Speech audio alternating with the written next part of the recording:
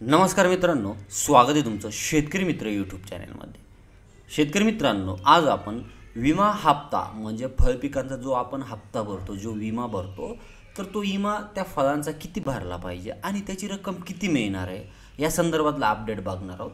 तर मित्रांनो, यामध्ये आपण आता जे बघणार आहोत ते फळपिके बघणार आहोत।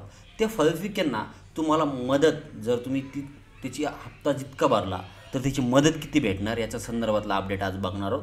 तर मित्रांनो, सर्वप्रथम येतोय आंबाचं प्रति हेक्टरी 8,500 हा तुम्हाला हप्ता भरायचा आहे आणि त्याची रक्कम जी तुम्हाला येणार आहे ती येणार आहे 1,70,000 रुपये ही आंब्याला रक्कम येणार आहे। त्यानंतर येतो केळीला प्रति हेक्टरी तुम्हाला 8,500च भरायचे आणि केळीची जी मदत येणार आहे तुम्हाला शासनाकडून अनुदान ते येईल 1,70,000 रुपये। त्यानंतर येतोय काजूला प्रति हेक्टरी 7,800 रुपये हा काजूचा हप्ता भरायचा आहे आणि त्याचं जे अनुदान येईल तुम्हाला ते येईल 1,20,000 रुपये। त्यानंतर येतोय द्राक्षाचा जो हप्ता आहे तो हप्ता जो भरायचा आहे तो 19,000 रुपये हप्ता भरायचा आहे आणि द्राक्षाला जे अनुदान येणार आहेत ते अनुदान येणार आहे 3,80,000 रुपये।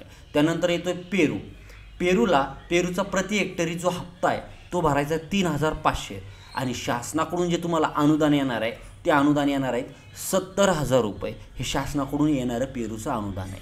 मित्रांनो, यानंतर येतं आहे आता यामध्ये याची अंतिम मुदत, अंतिम तारीख, कुठपर्यंत कुठला हप्ता भरायचा, कशा प्रकारे भरायचं हे बघूयात। यामध्ये येतोय पेरूची 25 जून ही तारीख होती लास्ट हप्ता भरायची, आता कालच्यानं होऊन गेली। त्यानंतर येतं आंब्याचा 31 डिसेंबर 2024 पर्यंत मुदत आहे।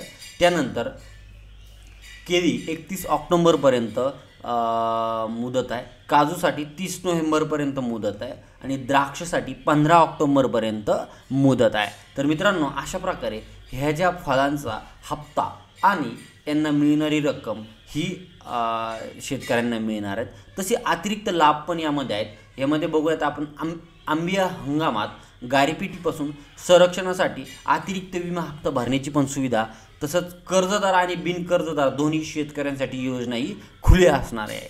तर मित्रांनो, अशा प्रकारे हे तुम्ही अनुदान भरू शकता, हप्ता भरू शकता आणि हे तुम्हाला अनुदान शासनाकडून तुम्हाला प्राप्त होईल। तर तुम्ही अजून अनुदान भरलं नसेल तर काळजीपूर्वक अनुदान भरा।